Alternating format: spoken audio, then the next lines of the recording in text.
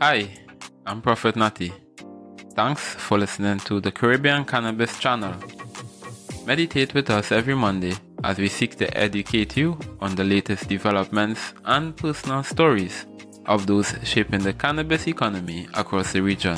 Now here's your program. Just want to thank you again, Charles, for agreeing to be a part of this interview.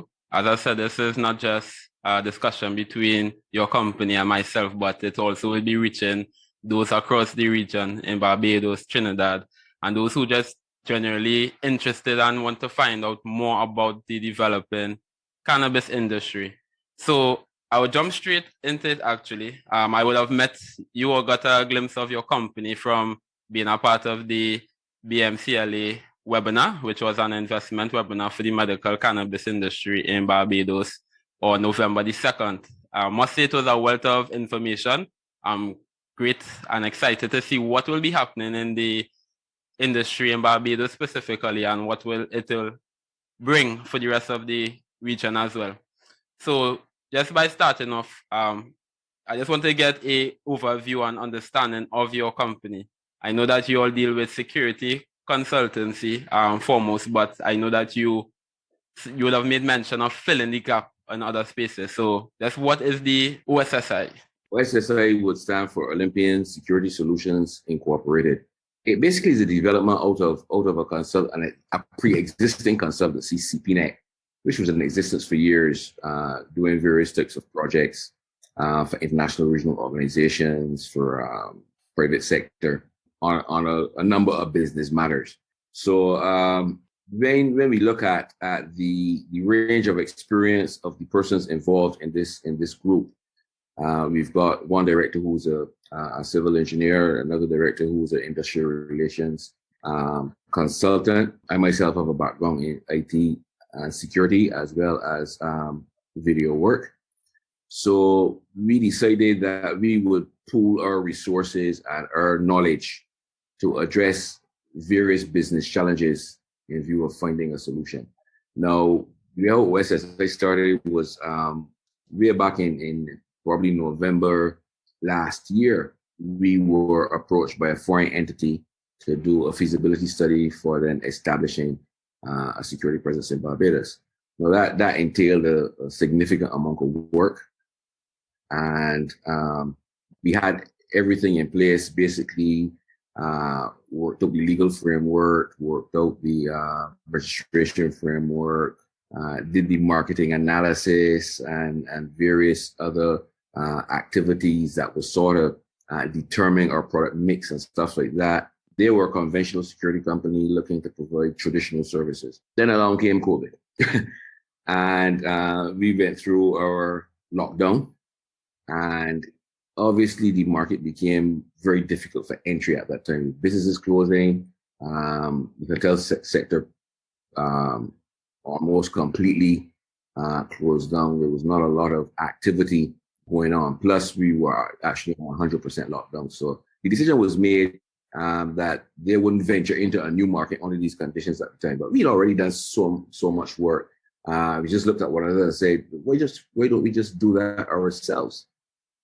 And the same hesitance that the client had, I personally had. I said, well, why do you want to get into something like that now where there's no market? You know, one of the colleagues said, well, why don't we look at the medical cannabis industry?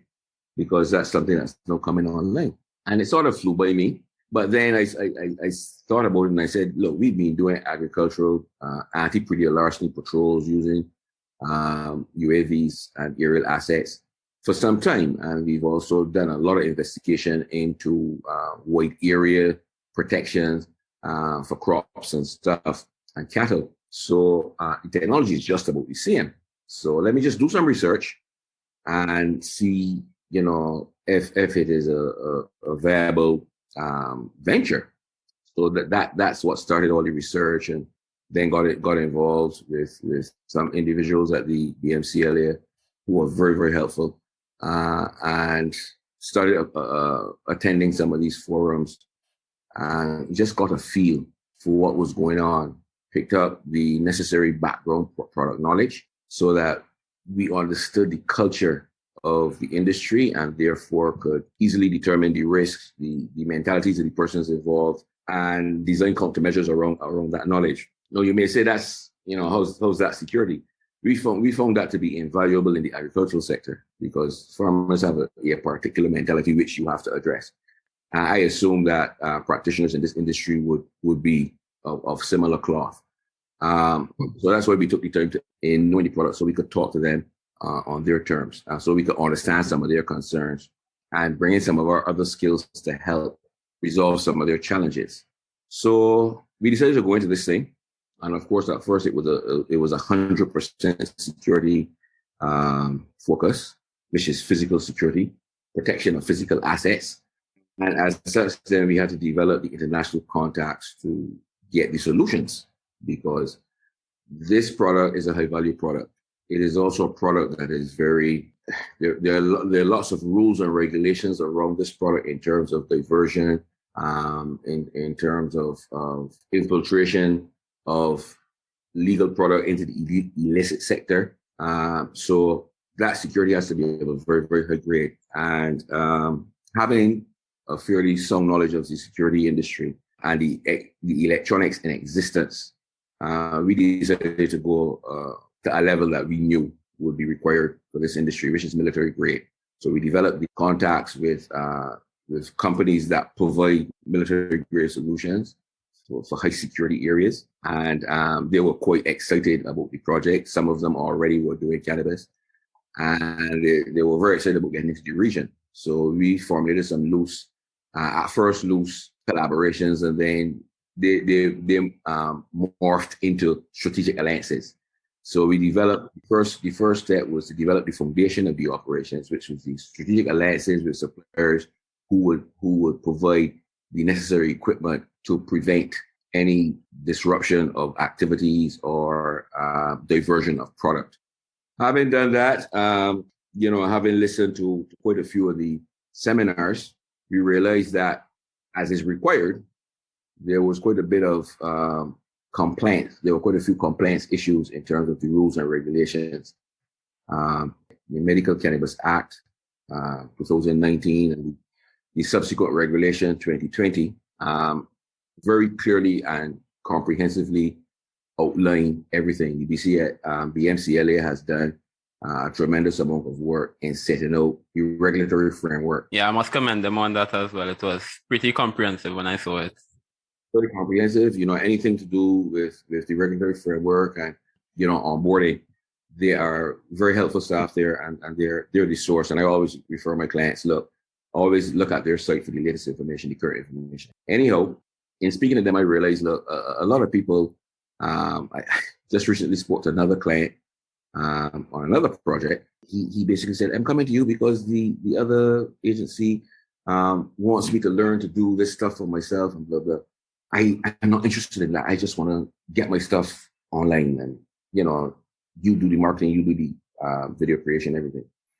And a lot of business people are like that. They concentrate on their core activity. They don't have the time or the interest in getting tied up with all the supporting aspects of the business, which are very important. So we initially got involved with the master security plan, the security plan, the site plan, and various SOPs as they relate to security as a requirement and a very strong requirement of the application document that has to go to the MCLA. Some clients then asked for some additional information. Clients that were overseas did not really have the flexibility to contact persons here. They would have to contact a lawyer and then contact maybe some sort of entrepreneur to get things done. And then usually the focal point is a lawyer, because the lawyer will run around and get the licensing information, DVD incorporation, and there's some peculiarities about the incorporation which requires 30% ownership by a Barbadian or CARICOM entity registered to live here, operate here. So the lawyer may not necessarily have time to do all that stuff. So we saw the need for plugging a hole, plugging a logistical hole, right, in the whole operations framework. Now, the the obvious place to start would be with the obvious things that need to be in place for an operation. Fencing, store power, clearing of land and preparation of foundations and stuff for facilities. So that's where we went at first. And as I said, one of our directors is a civil engineer, so that was right down his lane. And he said, well, fine, we can do all the additional things like making sure this strong country planning, permission for a fence over, 8 feet or whatever, and get all these little busy things out the way in a one-stop, all-inclusive solution. So that's how it started out. That's how it ended up with us getting into this comprehensive service solution for the industry. But we provide a package with one point of contact and with the redundancies in place that we can check and we have fault tolerance. We will, that solution will always work because there are enough layers in our structure to cover anything that pops up. So the whole thing is to stop the investor, especially the overseas investor, from hitting some of the potholes, which may not be initially obvious, so that the onboarding process in Barbados is a pleasant one, a simple one, and an efficient one. Okay, nice. You would have made a very great example of referring to the company now from moving just into security, but into a one-stop shop, as you would have said. But when you say a one-stop shop, can you just go into some of the other sectors that you all may touch? So I know that you all may help with administrative tasks, you all may assist with financial or legal matters, but what exactly is within the package apart from security services? Well, first of all, the legal matters, that would be that is a specialized area. Well, we don't really deal with legal matters. We would deal with registration, assisting in registration matters to make sure that the registration is compliant. Administrative matters, we can assist. We have persons on board that can do virtual administrative services. But I believe in most cases, these practitioners will have their own onboard administration. But where we see it important to plug some additional holes would be things like there are some challenges. There are some challenges in the financial sector. There are some challenges in the insurance sector. So those challenges being caused because of what we would call international corresponding bank requirements, which since cannabis is not federally legalized in the United States, and most of the banking institutions in the region do corresponding banking through federal banks in the U.S., they are not able to accept funds known to be the proceeds from the medical cannabis industry. So that's an immediate problem. What are you going to do with your cash, right? How are you going to pay for goods and services offshore? I mean, it's not a problem here.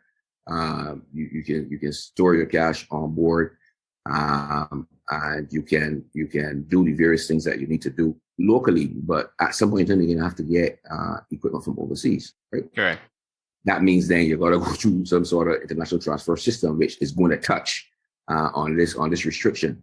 Likewise, the insurance industry, and these are large firms that we personally sat and talked with their decision makers, and we have a definite situation where we know firsthand that it's not gonna work very easily, at least for the next 2 or 3 years, until the U.S. regularizes things. Insurance for things like if you are going as far as things like crop failure, they don't have any way of sort of evaluating that outside of the zone of the results of a natural disaster. I refer to things like the ashfall, the recent ashfall, maybe a hurricane causing failure of a crop. Could they get insurance for that? Sort of like event insurance. And they said, no, in any event, we can't take the premiums, right? So those are two problems which we are currently working on to see if we can facilitate mechanisms or suggest mechanisms whereby the funds can be legally kept safely, and where operations cannot be seriously affected by this restriction which is currently in place. So that's one area which, as I said, is something that's not up front there all the time, but you gotta think about. We've thought about other situations like providing specialized agricultural equipment or having a strategic partner that provides specialized equipment. And just only yesterday we spoke with an organization in Trinidad that will provide the specialized equipment should there be a need locally. So that's another area that we came into that we didn't originally envisage getting involved with, because as I said, the BMCLA is a regulatory organization. So their mandate is not to go there and find persons for you to sell your product to or whatever. So there's an area there where we can assist as a private sector organization. We can go there through our connections with the various other verticals that we deal with. We can create the connections whereby we can have a sort of a platform. And it's not under development. We are calling it MVP, which is normally most valuable player. But this is what we are calling a multi-vector platform. What a multi-vector is, the various paths to success. Basically, you have pharmacies and retailers of medical products in the UK, in Canada, and in the US that want basically secure product. And you have practitioners here, farmers, who would be a lot more comfortable knowing that if they plant an acre of cannabis, that they can concentrate on growing that cannabis during the 4 to 6 months and not have to worry about running around trying to market and get somebody to buy their stuff. So this platform is to get contact with people who want to be supplied and to have a list of people who want to supply and to do that mesh so that there is like a growing contract. The person at the requirement end says, I want 400 kilos of a particular product at the end of your harvest, or at the end of your planting period. So you know, if you put a seed in the ground, you know there's a sale for that, right? You can grow with more confidence. Also, there's a need, as I said, as I mentioned earlier, there's a need for a 30% operational partnership. You know, so this is not something on paper. I think the BMCLA was quite clear about that in the last forum that you attended. This is somebody with a vote, somebody who has input into the business, an operational partner at 30%. The 70% investment coming from overseas may not necessarily be familiar. Right now, there's no information knocking around to say Pharma A, Pharma B, and Pharma C, or Practitioner A, Practitioner B, Practitioner C is looking to get into this industry and is willing to partner with, you know, whatever organization from overseas to satisfy this legal requirement so that we can establish a company in Barbados and move forward.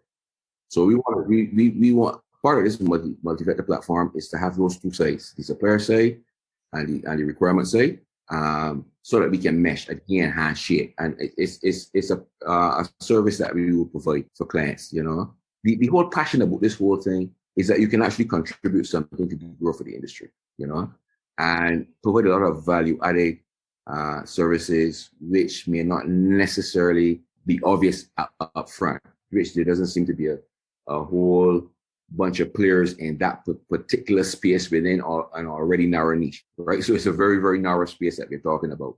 So we have stepped up to the plate and said, yeah, this is what we want to do. And this is what will keep it exciting for us, you know, because we're dealing with all the various business disciplines that we've all been trained in. We are following up with our background passion on security and the provision of physical security equipment. So to us, it's a win-win game. And we really enjoy doing this and making the contacts and just trying to establish this framework in place so that people definitely have some place to come to achieve certain goals, certain operational goals in their business ventures. I heard you would have made mention specifically to foreign investments such as from the USA, Canada, etc. But have any contacts or anybody reached out to you from within the region? Because I know that St. Vincent would have set up their own medical cannabis industry, as well as Jamaica. And we have other countries as well that is looking to enter. So has any of those entities reached out to you, or any of the services such as the MVP package that you would have entailed could be used for them as well? Oh yeah, but you see, the MVP package is something that was just conceptualized maybe about a week or so ago, because this thing changes. We just get these ideas because we're always thinking, and we are, the beauty of an organization like that, like this, is that it is like instant reaction to market. We don't have the inertia of bigger organizations that gotta go through boards, international lines of command to decide to react to a spot in the market. I can tell you that because I came out of one of those organizations. I know how difficult it is to respond to instant market demand. That came up based on some discussions between the director and some clients. And a lot of things come up as we discuss things among ourselves, etc. We decided, to even get into the transportation of materials, whether they be finished materials, vegetation, biological materials, vegetation, state, stuff that is going to be destroyed, although most likely the destruction will be done in situ. But basically, we will transport product and we will transport cash if need be, because there may be a facility where you have to store these sums of cash because it's going to be outside the banking system. You're going to have large sums of cash on premises.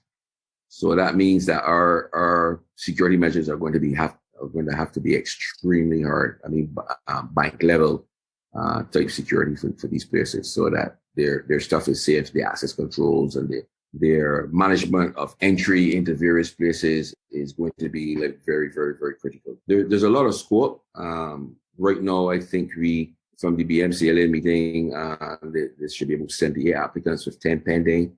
Our own internal research figures that the industry would possibly top out at about 200 players. As it stands right now, we are talking, in terms of numbers, we're talking to 30% of the people that are interested in onboarding. So it's a very comfortable position. We deliver specialized service. We're not geared, structured, or interested in delivering this wide scale mass specialized things in a specialized area for people who want the service. So talking to 30% is quite enough for us that way. Because we could never really efficiently handle more than that based on our size. We don't plan. We plan to stay at the scale. So this is at the base a risk-based consultancy that will provide all the necessities to satisfy the exposures and to close those exposure gaps. So for us, we're in the place that we want to be, and we just basically waiting now for people to actually get the licenses and mobilize things like getting the properties ready or the locations ready, this kind of thing.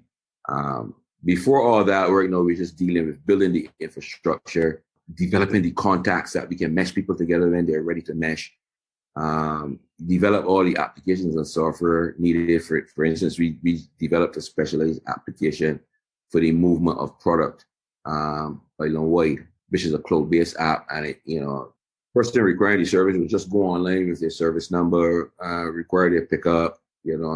It's how should I put it? It's charged and everything. They just report the weight, the location. The software works out everything, gives them a charge, gives them a ticket, gives them an appointment time. They book the appointment time. It's geotagged with a GPS location, which is tied into the truck. Truck goes exactly to the dot, to the flag, picks up the stuff. They can see where it goes. The BMCLA has something called a track and trace software, which accounts for the movement, the batch, the certificate of analysis, all the regulatory side of it. So, I mean, everything is transparent, and all the key stakeholders under the compliance regulations are able to see what is going on with that movement. What batch is being moved, where they're located, everything. So although nothing operational is going on, there's a lot of stuff going on in the background. One thing I want to actually touch on is the illicit side of things. I know that the illicit market, not just with in the region, but also in USA, Canada, and other places, it has proven a bit difficult in terms of competition. So how do you see the illicit market interfering with the legal side of things in terms of the security logistics that you would be handling for farms or retail businesses? Well, our only concern with the illicit market is that nothing from the legalized medical cannabis side is diverted to that market. All right? Because there are two different markets. The illicit market is a recreational market.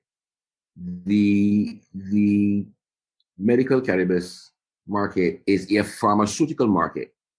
That is a medication to address certain ailments, and there are a wide range of ailments that can be addressed by cannabinoids, CBT and THC. The alternative, obviously, in some cases, is opioids, which we all know we would like to keep away from unless absolutely necessary. So the cannabinoid is a viable and safe solution. But the specifications of the strain, the specifications of the growing process, the pest control processes, everything concerned with the growing of medical cannabis is very regulated. The soil must have a certain pH value. Irrigation must be of a certain type, and you gotta mix your nutrients into the water and this kind of stuff. So what is being done on the pharmaceutical side is not a product that is really geared to the recreational side, right? So the only danger that we see from our risk analysis is the illicit side needing product to sell, right? And I'm not even sure if the strain that is developed for medical purposes is actually suitable for recreational purposes. That side may not like it. So, but the point is, our focus is on separating those two sides. The difficulty is that people already have a concept. There's a stigma from the illicit side, right? Which may create some barriers on the regulatory side, right? Because the regulated people have to deal with that stigma until people become educated to the fact that that side is a pharmaceutical side, right? It's just like Pfizer or Abbott or anybody developing aspirin or any sort of painkiller or pain management system. It's the same thing. It's just that because it can be diverted for, it has to be protected. It has to be protected from that. And of course, the illicit market, its monetary inflows make the product a near cash product, cash on your cash. So the practitioner is going to be a prime target. He's going to have both cash and near cash, right? Although he's going to have cash most of the time and near cash around harvesting periods. I don't think he has to worry too much about it before it gets to the stage where it can be cured and transformed into a usable product. But certainly those last 2 months or so, or last month and a half, you're at risk of your product being actually stolen as well. True, that's very true. It goes to show how important security is, because personally, it is something that I probably would have put on the back burner, or something you don't really see discussed. It's usually like any finer details, and it's only when persons actually begin, they will take it into consideration. Oh, shucks, I have to study security. I have to do fencing, and not just fencing, as you said, but even the military grade security that you all are offering. And it goes to show how important it is in terms of incorporating all of these things and having a full understanding of what you would need to actually enter and secure yourself within the industry, And like I said, it's all risk driven, because we basically go from a risk foundation. And the risk would be different in various countries. What the risks are in Jamaica would be different from what the risks are in Barbados, would be different from what the risks are in St. Vincent, Antigua, Barbuda. Our risk basically is diversion, both aggressive diversion and internal theft. But you are correct. A lot of people, I've spoken to people say, "Oh, I'm gonna get a couple of dogs, and my manager's got firearms," and that just shows the level of the nonchalant approach people take to the serious nature of security for this industry. I believe the BMCLA has plugged that hole by stating that, for instance, transport. Unless you have a transport license, you can as a practitioner put product in the back of your car and carry to the port for exportation. you have to hire someone with a transport license who would obviously satisfy certain rules and regulations for transporting the product.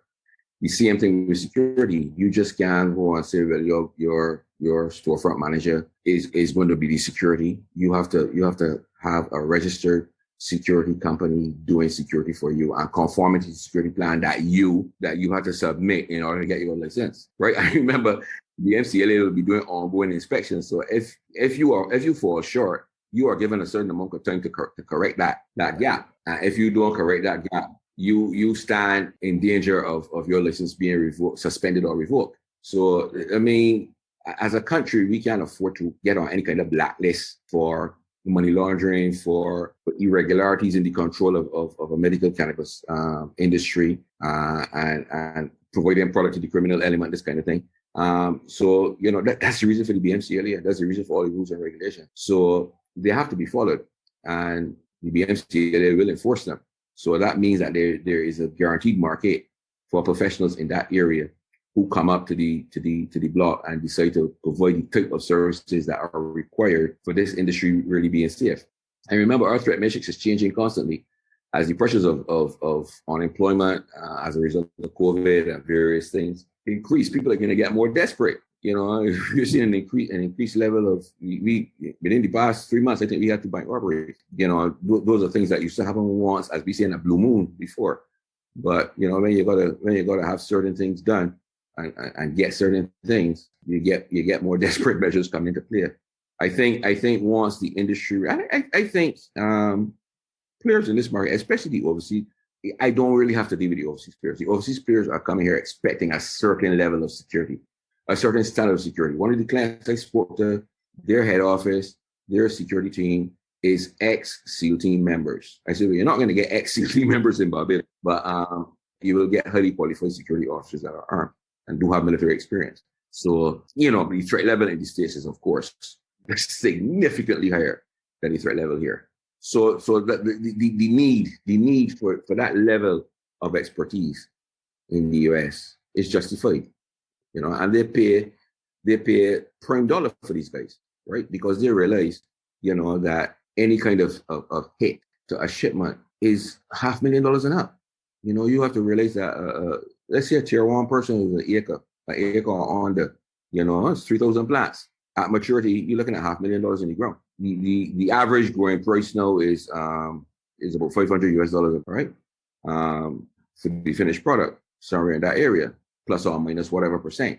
But you're dealing with a high value product. And I mean, even in terms of our countermeasures, we have a serious monkey problem in Barbados. 2 or 3 monkeys run through your field. You could lose $12,000 and up in 2 minutes, easily. If you hit the plants at the wrong time, where they're damaged, where the plants are in training and stuff, and they damage those plants, and the plant becomes unrecoverable, you've lost a lot of money. Each plant is $3,000 or $4,000, right? So, even in terms of defensing, we are looking at measures and getting legal guidance on certain measures that we can use on our fencing, which would immediately address the monkey problem.